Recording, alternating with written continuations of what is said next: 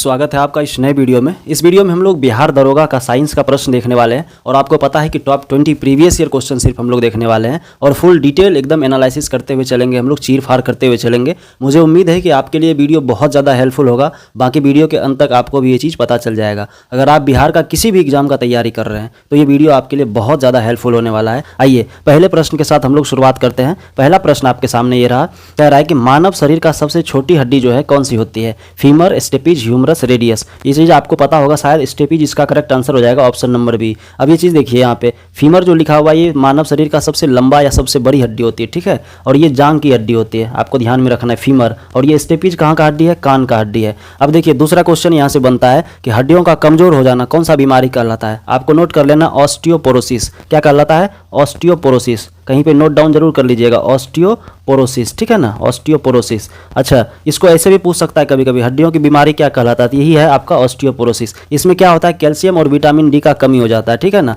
अच्छा, हड्डी में कौन कौन सा तत्व पाया जाता है? कैल्शियम और फास्फोरस। ये भी आपको ध्यान में रखना है, कैल्शियम और फास्फोरस हड्डियों को मजबूत बनाता है ये। और हड्डियों के अंदर अस्थि मज्जा पाया जाता है, अस्थि मज्जा मतलब बोन मेरो, और यहीं पर ब्लड का निर्माण होता है, ठीक है ना। ब्लड का निर्माण कहाँ होता है? बोन मेरो में। ये चीज़ भी आपको ध्यान में रखना है। दूसरा चीज़, विटामिन के को हम लोग बोलते हैं कैल्शियम विटामिन, ठीक है ना। आपको ये चीज़ ध्यान में रखना, कभी कभी पूछता है कि कैल्शियम विटामिन किसे कहा जाता है, तो वो होता है आपका विटामिन के, ठीक है ना। विटामिन के को हम लोग बोलते हैं कैल्शियम विटामिन। ये जो है ना कैल्शियम को अपनी ओर आकर्षित करता है, ये चीज़ आपको ध्यान में रखना है। आइए अगले क्वेश्चन की तरफ चलते हैं। अगला क्वेश्चन आपके सामने, बल का एसआई मात्रक क्या है? क्वेश्चन बहुत इजी है। देखिए यहाँ पे बल का एसआई मात्रक क्या होता है? न्यूटन। आपको पता होना चाहिए, ऑप्शन नंबर बी इसका राइट आंसर हो जाएगा। अब आप बताइए जूल किसका मात्रक होता है? ये जूल किसका मात्रक होता है? तो वर्क का, ठीक है ना, वर्क, कार्य, वर्क, ठीक है ना, work plus energy, work plus energy, यानी कार्य और ऊर्जा दोनों का एसआई मात्रक जूल होता है। वाट किसका होता है? वाट आपका होता है पावर का, ठीक है ना, शक्ति। सबको नोट कर लेना, क्वेश्चन पूछा जाता है और रेलवे में तो कई बार पूछा जा चुका है ये क्वेश्चन। और ये पास्कल किसका होता है? आपको कमेंट बॉक्स में बताना है पास्कल किसका एसआई यूनिट है, ठीक है ना। अब कुछ चीज़ आपको ध्यान में रखना, जैसे कि अगर आपसे पूछ ले विद्युत धारा का एसआई मात्रक तो एम्पियर, नोट कर लेना सब, ठीक है ना। अगर आपसे प्रतिरोध का पूछ ले यानी रेजिस्टेंस का तो ओम होता है, ठीक है ना, ओम, ओम आपको ध्यान में रखना है। अगर आपसे आवेश का पूछ ले तो कुलम्ब, ठीक है, कुलम्ब, ठीक है ना। अगर वोल्टेज का पूछ ले, वोल्टेज का पूछ ले तो वोल्ट होता है। और अगर आपसे दाब का पूछ ले तो, अच्छा मैंने तो आंसर ही बता दिया, दाब का ये पास्कल होता है, ठीक है ना। ये चीज़ आपको ध्यान में रखना। चलिए नेक्स्ट क्वेश्चन आपके सामने है, किसी वस्तु की चाल में समय के साथ होने वाला परिवर्तन क्या कहलाता है? बल, विस्थापन, त्वरण, वेग। तो इसका करेक्ट आंसर क्या हो जाएगा? ऑप्शन नंबर सी हो जाएगा, त्वरण। अब आप खुद सोचिए, किसी वस्तु की चाल में समय के साथ परिवर्तन होता है। आप मोटरसाइकिल चलाते हैं ना, मोटरसाइकिल का चाल कब परिवर्तित होता है? जब आप एक्सेलरेट करते हैं, एक्सेलरेशन देते हैं, तभी तो वो एकदम तेज हो जाता है या फिर कम हो जाता है। तो एक्सेलरेशन का मतलब क्या होता है? हिंदी में त्वरण, इसी को इंग्लिश में बोलते हैं हम लोग एक्सेलरेशन, ठीक है ना, एक्सेलरेशन। ये चीज़ आपको ध्यान में रखना है। तो किसी वस्तु की चाल में समय के साथ परिवर्तन होने वाला क्या कहलाता है? त्वरण कहलाता है। ये चीज़ आपको ध्यान में। अब कमेंट बॉक्स में आपको बताना है कि त्वरण का जो है एसआई यूनिट क्या है। त्वरण का एसआई यूनिट आपको बताना है कमेंट बॉक्स में। आइए अगले क्वेश्चन की तरफ चलते हैं। देखिए अगला क्वेश्चन कह रहा है कि द्रव में दबाव किस दिशा में कार्य करता है? नीचे की ओर, ऊपर की ओर, सभी दिशाओं में, क्षैतिज दिशाओं में। इसका करेक्ट आंसर हो जाएगा ऑप्शन नंबर सी, सभी दिशाओं में, ठीक है, सभी दिशाओं में। अब ये जो नियम है किस नियम के तहत? पास्कल नियम के तहत। ये भी आपको ध्यान में रखना, कभी कभी पूछ देता है कि पास्कल का नियम क्या कहलाता है, और ये चीज ऑप्शन में दे देगा आपको, ठीक है ना, ये भी ध्यान में रखना। अगले क्वेश्चन की तरफ चलते हैं। अगला क्वेश्चन देखिए, क्वेश्चन नंबर 5 कह रहा है कि जल का अपवर्तनांक, जल का अपवर्तनांक लगभग कितना होता है? 1, 1.33, 1.5, 2। करेक्ट आंसर क्या हो जाएगा? ऑप्शन नंबर बी हो जाएगा, 1.33। अब आपको पता होना चाहिए कि ये अपवर्तनांक क्या होता है। अपवर्तनांक जैसे देखिए, प्रकाश जब एक माध्यम से दूसरे माध्यम में जाता है तो उसका गति जो है या तो कम हो जाता है या ज़्यादा हो जाता है। तो प्रकाश के माध्यम बदलने से दिशा में जो परिवर्तन होता है उसी को हम लोग बोलते हैं अपवर्तनांक, ठीक है। और इसके स्पीड में भी परिवर्तन होता है। निर्वात की तुलना में कितना गुना उसका गति कम हो गया, उसको हम लोग अपवर्तनांक के रूप में देखते हैं, ठीक है ना।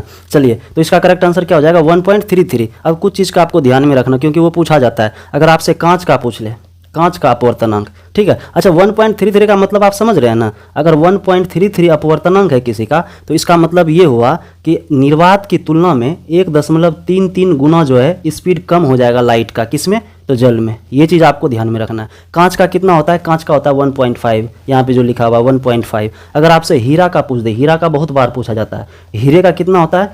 2.42। ये चीज़ आपको ध्यान में रखना है। जितना भी मैं यहाँ पे लिख रहा हूँ बहुत ज़्यादा इंपॉर्टेंट है। एल्कोहल अगर आपसे पूछ ले, एल्कोहल, एल्कोहल का कितना होता है? 1.36। ये चीज़ आपको ध्यान में रखना है। अगर हवा का पूछ ले तो, वायु का, एयर का अगर पूछ ले तो एयर का होता है 1.00 03, ये चीज़ आपको ध्यान में रखना है। अच्छा एक चीज़ और आप ध्यान में रखिएगा, अगर आपसे पूछ ले केरोसिन तेल का तो 1.44 कितना होता है, 1.44 केरोसिन तेल का, कहीं नोट डाउन जरूर कर लीजिएगा। चलिए अगले क्वेश्चन की तरफ चलते हैं। देखिए अगला क्वेश्चन कह रहा है कि वसा का पाचन मुख्यतः कहाँ होता है, पेट, छोटी आंत, बड़ी आंत, मुंह। करेक्ट आंसर क्या हो जाएगा, ऑप्शन नंबर बी हो जाएगा छोटी आंत। कुछ चीज़ आपको ध्यान में रखना है, छोटी आंत का लंबाई लगभग 6 से 7 मीटर होता है और ये पाचन तंत्र का सबसे लंबा हिस्सा कहलाता है। अब देखिए अगर आपसे पूछ ले कि जो है इसका प्रोटीन का पाचन कहाँ पे होता है, तो प्रोटीन का पाचन जो आपका होता है पेट में। ये चीज़ भी आपको नोट डाउन कर लेना, प्रोटीन का पाचन कहाँ पे होता है, पेट में। यहाँ पेट में जो है HCl और पेप्सिन निकलता है। क्या क्या निकलता है, HCl और पेप्सिन, ठीक है ना, पेप्सिन एंजाइम है, ठीक है, पेप्सिन एंजाइम। पेप्सिन का काम क्या है, पेप्सिन जो है छोटे छोटे पेप्टाइड में तोड़ देता है, जो भी खाना है उसको छोटे छोटे पेप्टाइड में तोड़ देगा। उसके बाद ट्रिप्सिन आता है, ट्रिप्सिन क्या करता है, इसको एमिनो एसिड में तोड़ता है और फिर शरीर इसको अवशोषित करता है धीरे धीरे। और ये ट्रिप्सिन कहाँ पे निकलता है, अग्नाशय में, पेनक्रियाज से निकलता है। ये चीज़ आपको ध्यान में रखना है। एमिनो एसिड जो है छोटी आंत के दीवारों के द्वारा उसको अवशोषित किया जाता है। इतना सारा फैक्ट आपको ध्यान में रखना है। और ये जो वसा है आपका, वसा, अब यहाँ पे देखिए एक चीज़ होता है लाइपेज, ये भी एक एंजाइम है, लाइपेज। लाइपेज आपको ध्यान में रखना है, पाचक एंजाइम है और ये कहाँ पे बनता है, ये भी अग्नाशय में बनता है, पेनक्रियाज में। और ये करता क्या है, हाइड्रोलाइसिस का काम करता है। यानी कि मुख्य कार्य इसका क्या है, वसा का हाइड्रोलाइसिस करना, वसा का पाचन और वसा का परिवहन एक जगह से दूसरी जगह। ये सारा फैक्ट आपको ध्यान में रखना है। कभी कभी आपसे डायरेक्ट क्वेश्चन पूछ देगा कि वसा को कौन तोड़ता है, कौन सा एंजाइम तोड़ता है, तो लाइपेज, ठीक है। प्रोटीन को कौन सा एंजाइम तोड़ता है, तो पेप्सिन और ट्रिप्सिन। ये चीज़ आपको ध्यान में होना चाहिए। पेप्सिन क्या करता है, पेप्टाइड में तोड़ता है, और ट्रिप्सिन क्या करता है, एमिनो एसिड में तोड़ता है और फिर छोटी आंत के दीवार के द्वारा उसको अवशोषित कर लिया जाता है। इतना सारा फैक्ट। अच्छा एक और देखना आपको एंजाइम, टाइलिन। टाइलिन के बारे में भी ध्यान रखना है। टाइलिन ये बहुत इंपॉर्टेंट है, क्वेश्चन पूछा गया, बीपीएससी में पूछा गया था क्वेश्चन। टाइलिन एंजाइम ये क्या करता है, मुंह के लार से रिलीज होता है, लार ग्रंथि द्वारा इसका रिलीज होता है, ठीक है ना। ये स्टार्च को माल्टोज में बदल देता है। स्टार्च जो होता है खाना में उसको माल्टोज में बदलता है। क्वेश्चन डायरेक्ट पूछा गया था, स्टार्च को माल्टोज में कौन बदलता है, कौन सा एंजाइम, तो टाइलिन आपको ध्यान में रखना है। आइए अगले क्वेश्चन की तरफ चलते हैं। नेक्स्ट क्वेश्चन देख लीजिए। नेक्स्ट क्वेश्चन है कि मानव शरीर में कितनी पसलियां होती है, कितना पसलियां होता है आपको शायद पता होगा। ये 24 होता है, यानी 12 जोड़ी, ठीक है ना, 12 जोड़ी। इस 24 पे टिक मत कर देना, 12 जोड़ी है, ठीक है ना, 12 जोड़ी। 12 जोड़ी का मतलब 24। ये चीज़ आपको, पसली किसको कहता है, ये फेफड़ा होता है ना आपका इस प्रकार से, ये जो एकदम रिब निकला हुआ है, इसको इंग्लिश में बोलते हैं रिब, इसी को हम लोग पसली बोलते हैं। इसका संख्या कितना होता है, 24 होता है। ये चीज़ आपको ध्यान में रखना। अच्छा कई बार ऐसे पूछा जाता है, वास्तविक पसली का संख्या बताइए, 7 जोड़ी होता है, आपको ध्यान में रखना है। 7 जोड़ी वास्तविक है और अवास्तविक 3 जोड़ी है। और जो प्लावी है, प्लावी मतलब फ्लोटिंग, मतलब इधर से उधर घूमते रहता है, हवा में तैरने वाला, तैरने वाला कितना है, 2 जोड़ा। ये चीज आपको ध्यान में, 7 3 10 2 12 जोड़ा हो गया, ठीक है ना। चलिए अगले क्वेश्चन की तरफ चलते हैं। नेक्स्ट क्वेश्चन कह रहा है कि मनुष्य के शरीर में एंजाइम टाइलिन कहाँ पाया जाता है। देखिए अभी मैंने तुरंत आपको बताया, टाइलिन एंजाइम कहाँ पे पाया जाता है, लार में पाया जाता है। ऑप्शन नंबर बी आपका करेक्ट आंसर हो जाएगा। और ये क्या करता है, स्टार्च को माल्टोज में बदलता है, ठीक है ना, स्टार्च को माल्टोज में बदलता है। चलिए अगले क्वेश्चन की तरफ चलते हैं। नेक्स्ट क्वेश्चन कह रहा है कि सूर्य का ऊर्जा स्रोत क्या है, दहन, न्यूक्लियर फिशन, न्यूक्लियर फ्यूजन, रेडियोधर्मिता। करेक्ट आंसर क्या हो जाएगा, option number C nuclear fusion. अब इसमें होता क्या, ध्यान से देखिएगा इसको। हाइड्रोजन का 2 आइसोटोप्स है, एक ड्यूटेरियम है, ड्यूटेरियम, और दूसरा है ट्रीटियम, ठीक है, ट्रीटियम। ये चीज़ आपको ध्यान में रखना। ये दोनों मिलके जो हीलियम बनाता है, क्या बनाता है, हीलियम बनाता है। और इसी वजह से यहाँ पे बहुत ज़्यादा एकदम अधिक मात्रा में ऊर्जा रिलीज होता है। ये चीज़ आपको ध्यान में रखना है। न्यूक्लियर फिजन में अधिक मात्रा में रिलीज होता है और ये प्रक्रिया जो है सूर्य में निरंतर चलते रहता है। इसी वजह से सूर्य हमेशा लाइट और हीट के रूप में ऊर्जा प्रदान करते रहता है। अब न्यूक्लियर फिशन में क्या होता है, न्यूक्लियर फिशन में जो होता है एक एकदम भारी नाभिक टूटकर 2 या 2 से अधिक हल्के नाभिक में बदलता है। इसमें इसके कंपैरिजन में कम ऊर्जा मुक्त होता है, ठीक है ना।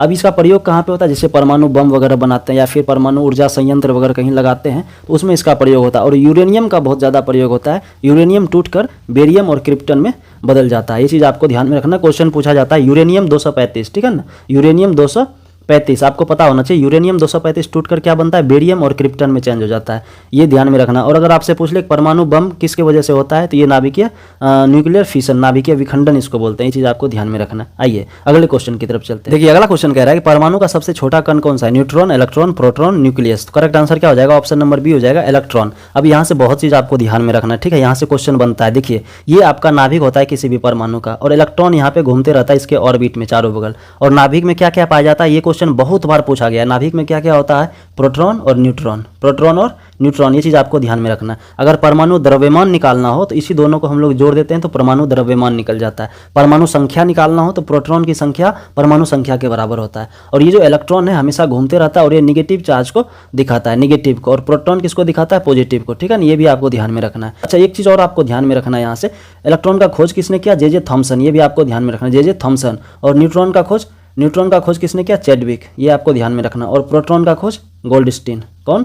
गोल्डस्टीन, ये आपको ध्यान में रखना है, गोल्डस्टीन, ठीक है ना। कहीं कहीं आपको रदरफोर्ड भी मिलेगा, लेकिन आपको गोल्डस्टीन ध्यान रखना है, क्योंकि गोल्डस्टीन जो है पहला एकदम खोज करता था इसका। चलिए नेक्स्ट क्वेश्चन की तरफ चलते हैं। अगला क्वेश्चन देखिए, अब अगला क्वेश्चन आपके सामने है, कोई दर्पण जो वस्तु को बड़ा करके दिखाए वह कौन सा दर्पण है? उत्तल, समतल, अवतल, परावर्तक। तो आप बताइए इसका करेक्ट आंसर क्या हो जाएगा? इसका राइट आंसर हो जाएगा option number C. Option number C हो जाएगा अवतल दर्पण, ठीक है। अवतल दर्पण जो है किसी भी चीज़ को बहुत एकदम मैग्नीफाई करके दिखाता है, बड़ा करके दिखाता है, इसीलिए इसका प्रयोग जो है दाढ़ी बनाने में किया जाता है। डॉक्टर के पास जो आप देखे होंगे दर्पण, वो डॉक्टर इसका प्रयोग कर जाता है। और सर्च लाइट में इसी का प्रयोग होता है, टॉर्च में भी इसी का प्रयोग होता है, ठीक है ना। ये चीज़ आपको ध्यान में रखना है। अच्छा, एक चीज़ और आपको बताना है, मेकअप मिरर भी इसको कहा जाता है। क्या कहा जाता है? Makeup mirror.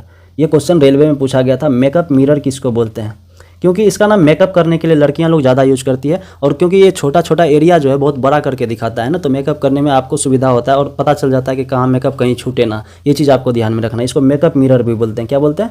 Makeup mirror. ये चीज़ आपको ध्यान। अच्छा, एक क्वेश्चन और पूछा जाता है यहाँ से, सोलर कुकर में कौन सा मिरर प्रयोग किया जाता है? तो वो भी अवतल दर्पण ही है, अवतल दर्पण। उत्तल दर्पण का भी कुछ प्रयोग देख लीजिए। उत्तल दर्पण का प्रयोग हम लोग कहाँ करते हैं? धूप का चश्मा, ठीक है, धूप का चश्मा। और वाहन जो साइड मिरर होता है ना, गाड़ी सब में साइड मिरर, पीछे का व्यू देखने के लिए, तो वो आपका उत्तल दर्पण होता है। ये चीज़ आपको ध्यान में रखना। और दूरबीन में भी इसका प्रयोग हम लोग करते हैं। चलिए अगला क्वेश्चन देख लीजिए। अच्छा, नॉर्मली चेहरा देखने के लिए कौन से दर्पण का प्रयोग करते हैं? घर सब में जो मिरर होता है वो समतल दर्पण है, ठीक है ना, समतल दर्पण है। चलिए अगले क्वेश्चन की तरफ चलिए। अगला क्वेश्चन आपके सामने क्वेश्चन नंबर 12 आ गया। क्वेश्चन नंबर 12 में कह रहा है कि जल में घुलनशील विटामिन कौन सा होता है? ए, डी, बी, सी, ई, के, ए, ई। आपको पता होगा शायद। करेक्ट आंसर क्या हो जाएगा? ऑप्शन नंबर बी हो जाएगा, बी और सी। देखिए इसके लिए मैं एक ट्रिक बता रहा हूँ। जल में घुलनशील विटामिन के लिए एक ट्रिक है, गई भैंस पानी में। क्या रखना याद आपको? गई भैंस, भैंस को क्या लिखेंगे? बी सी, गई भैंस पानी में, ठीक है, गई भैंस पानी में। देखिए भैंस, बी सी, एकदम आपको प्रोनाउंसिएशन थोड़ा सा मिलता जुलता लग रहा है ना, गई भैंस, बी और सी। भैंस कैसे लिखते हैं? ऐसे, भैंस, तो बी और सी, भैंस। कौन गई पानी में? तो बी और सी, ठीक है ना, बी और सी पानी में घुलनशील है। ये चीज़ आपको ध्यान में रखना। और इसके अलावा जो भी है वो वसा में घुलनशील है। ये चीज़ भी आपको ध्यान में रखना है। चलिए अगले क्वेश्चन की तरफ। नेक्स्ट क्वेश्चन कह रहा है, कौन सा रोग जीवाणु के कारण होता है? बैक्टीरिया के कारण कौन सा रोग होता है? AIDS, polio, TB, dengue. Correct answer क्या हो जाएगा? ऑप्शन नंबर सी हो जाएगा, टीबी, ठीक है। और ये तीनों जो है, ये तीनों वायरस की वजह से होता है। ये भी आपको ध्यान में रखना। अच्छा, आपको मैं एक ट्रिक बता दूं क्या? चलिए, बैक्टीरिया के द्वारा होने वाला रोग जो है उसका मैं एक आपको ट्रिक बता देता हूं, ठीक है ना। पंडित का टीक नींव है सिंगो। ध्यान में रखना। क्या रखना है आपको ट्रिक? पंडित का टीक। लिख दूं क्या? ठीक है, चलिए लिख देते हैं। पंडित का टीक, पंडित का टीक नींव है सिंगो, नींव है सिंगो। सिंगो किसी का नाम है, तो क्या कह रहा है? पंडित का टीक, टीक नींव है सिंगो, ठीक है ना। चलिए अब यहाँ से देख लीजिए इसमें कौन कौन सा नाम आ गया, आपको नोट कर लेना। यहाँ पे जगह थोड़ा कम पड़ जाएगा, आप नोट कर लीजिए। पंडित में देखिए, प से आपको क्या याद रखना है? प्लेग, प्लेग, ठीक है। डी से डिप्थीरिया, डिप्थीरिया। तो से तपेदिक, तपेदिक को क्या बोलते हैं? टीबी जो ये आपको दिख रहा है यहाँ पे, क्षय रोग, तपेदिक। का से क्या हो गया? काली खांसी। आप नोट कर लेना, मैं बता रहा हूँ। टी से क्या हो जाएगा? टी से हो गया आपका टिटनस। क से कुष्ठ रोग, ठीक है। न्यू से निमोनिया, निमोनिया। ह से हैजा, ठीक है ना। और ये सी से सिफिलिस, गो से गोनोरिया। ये सारा बीमारी जो होता है बैक्टीरिया के वजह से होता है। इसमें आपको ये चीज़ ध्यान में रखना। ये ट्रिक हो गया पंडित का टीक न्यू है सिंगो, और आप नोट डाउन जरूर कर लेना। चलिए अच्छा, वायरस का भी बता दूं क्या? देख लीजिए एक बार वायरस का भी। वायरस का देखिए, वायरस का मैं आपको बता रहा हूँ। पार्क, PARK लिखना है, ठीक है ना। पार्क में कंप्यूटर वाला डीजे। कंप्यूटर को हम लोग क्या बोलते हैं? PC बोलते हैं ना, PC। पार्क में PC वाला डीजे। ये आपको ध्यान में रखना है। अब यहाँ से देखिए क्या क्या नाम आ जाएगा इसमें, वो चीज़ आपको ध्यान में रखना है। पी से देखिए, पी से आपको याद रखना है पीलिया, नोट कर लेना। ए से रखना है आपको एड्स, ठीक है। आर से रखना है रेबीज। के से रखना है खसरा, ठीक है, खसरा। पार्क हो गया PARK। कौन कौन सा हो गया? पीलिया, एड्स, आर से रेबीज, ख से खसरा। उसके बाद पी से देखिए, पी से क्या हो जाएगा? पोलियो। सी से आपको याद रखना है चेचक। और डी से क्या याद रखना है? डेंगू। जे से जुकाम। 4, 2, 6, 2, 8, 8 बीमारी का नाम आपको पता चल गया, वायरस से होने वाला। नोट जरूर कर लेना, क्वेश्चन पूछा जाता है यहाँ से। चलिए अगला क्वेश्चन देखिए। अगला क्वेश्चन आपके सामने है कि श्वसन क्रिया में कौन सी गैस बाहर निकलती है? बाहर पूछ रहा है, अंदर नहीं। तो बाहर कौन सा निकलता है? Carbon dioxide. और अंदर हम लोग कौन सा लेते हैं? ऑक्सीजन। ये चीज़ आपको ध्यान में रखना है। चलिए अगला क्वेश्चन देखिए। अगला क्वेश्चन कह रहा है कि मनुष्य के शरीर में कितने क्रोमोजोम होते हैं? 23, 46, 22, 44। करेक्ट आंसर क्या हो जाएगा? Option number B 46। अगर जोड़ा लिखा हुआ होता तो 23 जोड़ा, ठीक है ना। 23 जोड़ी, ये भी आपको ध्यान में रखना, 23 जोड़ी। अच्छा, एक जोड़ी जो होता है इसमें सेक्स क्रोमोजोम होता है। कभी कभी पूछा जाता है क्वेश्चन कि मानव शरीर में सेक्स क्रोमोजोम की संख्या कितनी है, तो एक जोड़ी यानी 2 हो गया, ठीक है ना। 2 का मतलब एक जोड़ी, ये आपको ध्यान में रखना है। चलिए अगला क्वेश्चन देखिए। नेक्स्ट क्वेश्चन आपके सामने क्वेश्चन नंबर 16 कह रहा है कि सबसे कठोर पदार्थ कौन सा है? लोहा, हीरा, स्टील, तांबा। आपको पता होगा ऑप्शन नंबर 20 का राइट आंसर हो जाएगा हीरा, ठीक है ना। हीरा सबसे कठोर पदार्थ है। अगला देखिए अगला क्वेश्चन कह रहा है कि वाष्पीकरण किस तापमान पर होता है? 50 डिग्री, 60 डिग्री सेल्सियस, किसी भी ताप पर, 100 डिग्री सेल्सियस। इसका करेक्ट आंसर हो जाएगा ऑप्शन नंबर सी, किसी भी ताप पर। वाष्पीकरण किसी भी ताप पर हो सकता है, लेकिन क्वथनांक जिस पर द्रव उबलता है, मतलब जिस तापमान पर द्रव उबलना शुरू हो जाता है उस पर सबसे तेजी से वाष्पीकरण होता है, ठीक है ना। ये चीज आपको ध्यान में रखना है। तो वाष्पीकरण क्या होता है? किसी भी तापमान पर वो शुरू हो सकता है। अगला देखिए नेक्स्ट क्वेश्चन है, रेडियोधर्मी तत्व कौन सा है? यूरेनियम, सोना, लोहा, zinc. Correct answer option number A हो जाएगा यूरेनियम। रेडियोधर्मी तत्व बोलते किसको हैं? तो कुछ तत्व में जो होता है प्रोटॉन और न्यूट्रॉन का संख्या का अनुपात स्थिर नहीं होता है, ठीक है, जिसके कारण वो अस्थिर हो जाता है, उसका नाभिक जो है वो अस्थिर हो जाता है, इसीलिए उसको हम लोग बोलते हैं रेडियोधर्मी। उसी अस्थिरता को दूर करने के लिए वो स्वतः ऊर्जा रिलीज करता है। अब किसके रूप में? तो अल्फा कण, बीटा कण, गामा कण, नाम आपने सुना होगा। इसके रूप में वो विकिरण रिलीज करता है, ऊर्जा रिलीज करता है स्टेबिलिटी को पाने के लिए, स्थिर होने के लिए। तो इसको हम लोग रेडियोधर्मी तत्व बोलते हैं, यूरेनियम। और थोरियम भी जो है आपका ये रेडियोधर्मी तत्व है। थोरियम हो गया, यूरेनियम हो गया, ये लोग परमाणु ऊर्जा का महत्वपूर्ण स्रोत है, ये भी आपको ध्यान में रखना है। अच्छा, एक चीज यहाँ से क्वेश्चन बनता है, मानव निर्मित रेडियोधर्मी तत्व का नाम बताना आपको। प्लूटोनियम, याद रखना है। मानव निर्मित रेडियोधर्मी तत्व कौन सा है? प्लूटोनियम। चलिए अगले क्वेश्चन की तरफ चलते हैं। नेक्स्ट क्वेश्चन देखिए आप, क्वेश्चन नंबर 19 कह रहा है कि चुंबकीय क्षेत्र की दिशा किस नियम से ज्ञात की जाती है? Fleming left hand rule, Fleming right hand rule, right hand thumb rule, Ohm's law. Correct answer इसका हो जाएगा ऑप्शन नंबर सी हो जाएगा, राइट हैंड थंब रूल। देखिए कोई भी अगर धारावाही चालक है, कोई भी धारावाही रॉड है, अगर इसमें करंट पास हो रहा है, यहाँ से करंट पास हो रहा है, तो इसमें एक चुंबकीय क्षेत्र जनरेट होता है। क्या होता है? चुंबकीय क्षेत्र जनरेट होता है। उसको हम लोग कैसे ज्ञात करते हैं? उसका दिशा कैसे निकालते हैं? तो दिशा निकालने के लिए आपका राइट हैंड थंब रूल।